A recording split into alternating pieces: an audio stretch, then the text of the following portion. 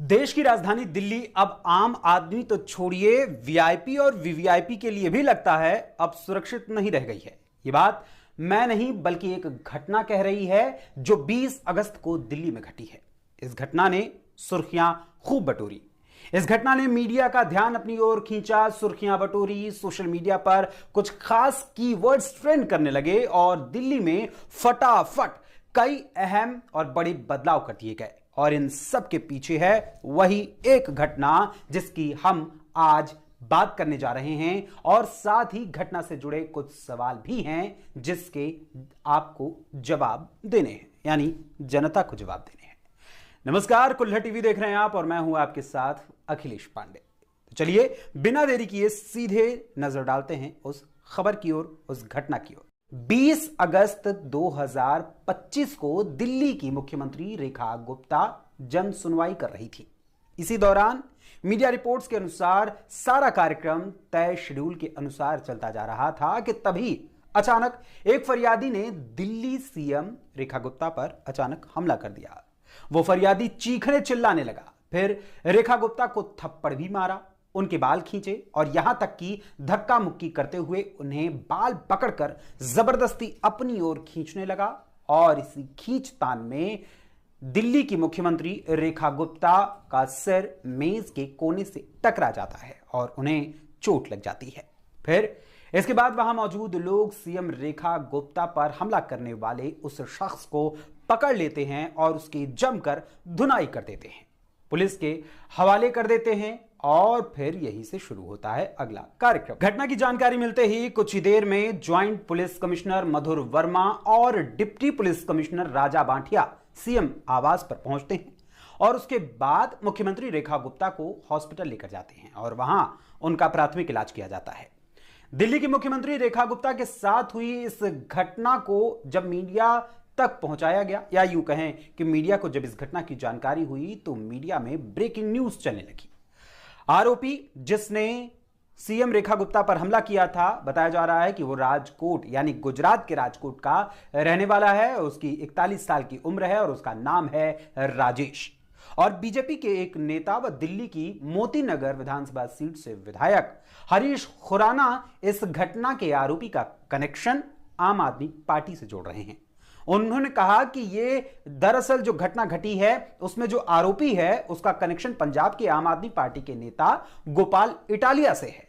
और एक फोटो भी उन्होंने सोशल मीडिया प्लेटफॉर्म एक्स पर साझा की और इसके साथ ही सोशल मीडिया प्लेटफॉर्म एक्स पर ट्वीट करते हुए बीजेपी विधायक ने कहा, जिसका शक था वही हुआ। अरविंद केजरीवाल के खास गोपाल इटालिया के साथ फोटो बहुत कुछ कह रही है, यानी आज हुए रेखा गुप्ता जी के ऊपर हमले का कनेक्शन आम आदमी पार्टी से जुड़ता है, ऐसा साफ नजर आ रहा है।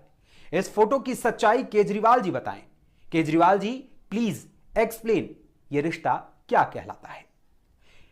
अरविंद केजरीवाल से ये रिश्ता क्या कहलाता है करते हुए, यानी ये पूछते हुए जो ये तस्वीर साझा की गई है, बाद में मीडिया में ये खबरें चलती है और मीडिया जब तहकीकात करती है, इस फोटो की असलियत जानने की कोशिश करती है, तो पता चलता है कि जिस फोटो को बीजेपी विधायक प्लेटफॉर्म एक्स पर शेयर कर रहे हैं वो तो असल में एआई से जनरेटेड है, यानी नकली तस्वीर है। वैसे दिल्ली बीजेपी अध्यक्ष वीरेंद्र सचदेवा ने सीएम रेखा गुप्ता को थप्पड़ मारे जाने की घटना से इनकार किया है। अब इस घटना के बाद दिल्ली में कुछ बड़े बदलाव हुए हैं, उन्हें भी जरा जान लीजिए। दिल्ली की सीएम रेखा गुप्ता पर हुए इस हमले को देखते हुए केंद्र सरकार ने फटाफट उनकी सुरक्षा को बढ़ा दिया और उन्हें Z+ सुरक्षा प्रदान कर दी, यानी Z+ सिक्योरिटी दे दी। अब दिल्ली सीएम रेखा गुप्ता की सुरक्षा का जिम्मा सीआरपीएफ को सौंपा गया है। रेखा गुप्ता के लिए सीआरपीएफ ने 22 सशस्त्र जवानों की एक विशेष टुकड़ी तैनात की है। इनमें 4 कमांडोज हैं जो स्पेशल ट्रेनिंग लेकर पहुंचे हुए हैं और स्पेशल ट्रेनिंग के साथ वो हमेशा रेखा गुप्ता के साथ ही रहेंगे। इसके अलावा सीएम रेखा गुप्ता के काफिले में अब हाईटेक सुरक्षा सुविधाओं से लैस गाड़ियां शामिल की गई हैं और साथ ही दिल्ली सीएम के सिविल लाइंस वाले आवास पर 24x7 2 सशस्त्र कमांडोज तैनात रहेंगे जो अलग अलग शिफ्ट के अनुसार चेंज होते रहेंगे। यानी केंद्र सरकार के फैसले के अनुसार देखें तो दिल्ली की मुख्यमंत्री रेखा गुप्ता की सुरक्षा कर पाने में नाकाम साबित हुई दिल्ली पुलिस अब दिल्ली सीएम की सुरक्षा के सिर्फ बाहरी घेरे के पास ही मौजूद रहेगी, यानी बाहरी घेरा ही दिल्ली की पुलिस बनाकर रखेगी, अंदर उसे जाने की अधिक अनुमति नहीं दी जाएगी। लेकिन फिलहाल दिल्ली पुलिस और सीआरपीएफ मिलकर सीएम रेखा गुप्ता की रखवाली करेंगे, उनकी सुरक्षा करेंगे, लेकिन मुख्य जिम्मा होगा सीआरपीएफ का। वहीं इसके अलावा दिल्ली के पुलिस कमिश्नर को भी हटा दिया गया है और नए पुलिस कमिश्नर की तैनाती भी कर दी गई है। 20 अगस्त को सीएम रेखा गुप्ता पर जो हमला हुआ, उसके बाद उनसे, यानी जो दिल्ली पुलिस कमिश्नर रहे, उनसे अतिरिक्त चार्ज यहां का ले लिया गया, यानी आईपीएस ऑफिसर SBK सिंह, उनके पास से दिल्ली पुलिस कमिश्नरेट का जो एक्स्ट्रा चार्ज दिया गया था वो वापस ले लिया गया और एक नए कमिश्नर को दिल्ली में नियुक्त कर दिया गया। और अब दिल्ली पुलिस की कमान 1992 बैच के आईपीएस ऑफिसर सतीश गोलचा को सौंप दी गई है। एक तरफ जहां दिल्ली सीएम की सुरक्षा में बदलाव किया गया और पुलिस कमिश्नर बदल दिए गए, वहीं इस घटना के बाद भाजपा सांसद मनोज तिवारी, बांसुरी स्वराज सहित अन्य कई सांसद बीजेपी नेता सीएम रेखा गुप्ता से मिले, उनका हाल चाल जाना और उसकी तस्वीर भी मीडिया के पास पहुंची। लेकिन ठहरिए, एक और चीज हुई है इस घटना से, वो भी जान लीजिए। 20 अगस्त को हुई इस तथाकथित घटना के बाद गूगल पर रेखा गुप्ता का नाम ट्रेंड करने लगा और रेखा गुप्ता का नाम गूगल पर सबसे अधिक सर्च किए जाने वाले कीवर्ड्स में शामिल हो गया और ट्रेंडिंग में बन गया। और अगर अभी भी आप गूगल पर सर्च करेंगे रेखा गुप्ता, तो आपको रेखा गुप्ता स्लैप्ड और Rekha Gupta slapped video keyword सबसे ऊपर टॉप 3 में दिखाई देंगे, जो अभी भी अगर आप गूगल कर लें तो आपको नजर आएंगे। अब बारी आती है सवालों की।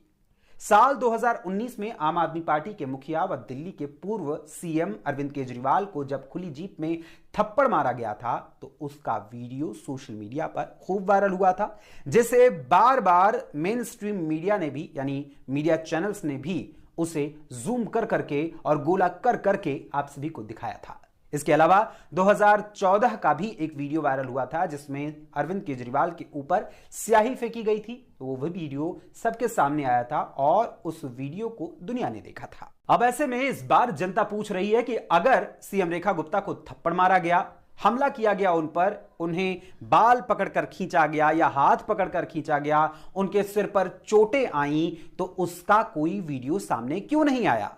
क्योंकि बीजेपी के नेता हों या विपक्ष के भी कोई भी नेता हों, वो छोटी से छोटी कोई कार्रवाई अगर होती है, उनके साथ कोई घटना घटती है, यहां तक कि अगर वो कभी धरने आदि पर भी बैठते हैं या किसी छोटे से कार्य को करते हैं, किसी की जरा सी सहायता कर देते हैं, 2 पल के लिए उससे बैठ के बात कर लेते हैं, तो भी उसका वीडियो सामने आ जाता है। लेकिन मुख्यमंत्री जैसे पद पर बैठे हुए व्यक्ति को जिस तरीके से उस पर हमला किया गया, उसके साथ जो अभद्रता की गई, वो वीडियो, उसका कोई भी वीडियो, कोई भी फुटेज, कोई भी फोटो तक सामने क्यों नहीं आए?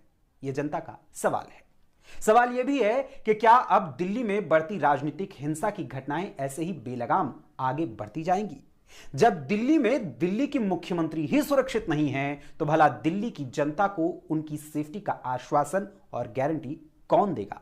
क्या जैसे दिल्ली की सीएम पर हुए हमले के बाद केंद्र सरकार ने तुरंत उन्हें, यानी दिल्ली के मुख्यमंत्री रेखा गुप्ता को Z+ सुरक्षा दे दी और साथ ही Z+ सुरक्षा के अलावा दिल्ली के पुलिस कमिश्नर को बदल दिया, तो वैसे ही अगर आम आदमी, यानी कॉमन पर्सन, या यूं कहें कि वो व्यक्ति जो दिल्ली की कुर्सी कौन संभालेगा उसे चुनता है, अपना वोट देता है, अपने मताधिकार का इस्तेमाल करता है, उसकी सुरक्षा का जिम्मा कौन लेगा? और साथ ही अगर उस पर कोई हमला होता है तो क्या उसे भी Z+ सुरक्षा दी जाएगी या पुलिस कमिश्नर को बदला भी जाएगा?